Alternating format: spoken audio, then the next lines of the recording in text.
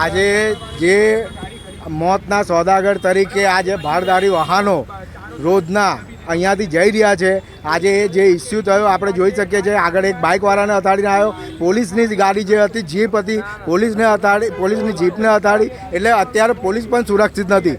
ભારદારી વાહનનો સમય અલગ આપવામાં આવેલો છે. આજે આ પ્રકારે અહીંયાથી અત્યારે 11:30નો સમય છે. આ જગ્યાએ અત્યારે ભારદારી વાહનો કેમ અહીંયાથી જઈ રહ્યા છે? અને આપણે જોઈ શકીએ છીએ કે ટ્રાફિક પોલીસ અલગ અલગ પોઈન્ટો અલગ અલગ જગ્યાએ ઊભા રહે છે. મન ફાવે એમ પબ્લિક જોડે જે છે એ આપણે દંડ વસૂલી રહ્યા છે, પણ આવા વાહનો એમને નહીં જતા દેખાતા નથી.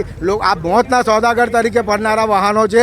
આજે આપણે જોઈએ અટલાદા બ્રિજ ઉપર જ્યારે એક એક્સિડન્ટ થયેલો ત્યારે એક મૃત્યુ થયેલું. એવા તો ઘણા કેસીસ છે કે આ ભારદારી વાહનો ના કારણે મૃત્યુ લોકો પામે છે, પણ એ લોકો ઉપર કોઈ લગામ નથી અને મન ફાવે એમ એ લોકો મોતના સોદાગર તરીકે ફરતા હોય છે. આ એ લોકોની પોલીસની રહેમ નજર છે, વીએમસીની જે ભ્રષ્ટાચાર કરી રહ્યા છે, આ લોકોને કટકી મળી રહી છે.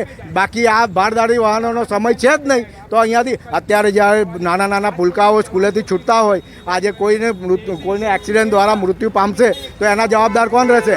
આજે હું તમને એ જ કહેવા માગું છું કે આ લોકોને તાત્કાલિક ધોરણે બંધ કરાવે અને જ્યારે લૂંટ જ્યારે ચલાવી રહ્યા છે અને પબ્લિકને જ્યારે દંડ લે છે તો આવા લોકો જોડે દંડ કેમ વસૂલાતો નથી? મારો આ સ્પષ્ટપણે સવાલ છે.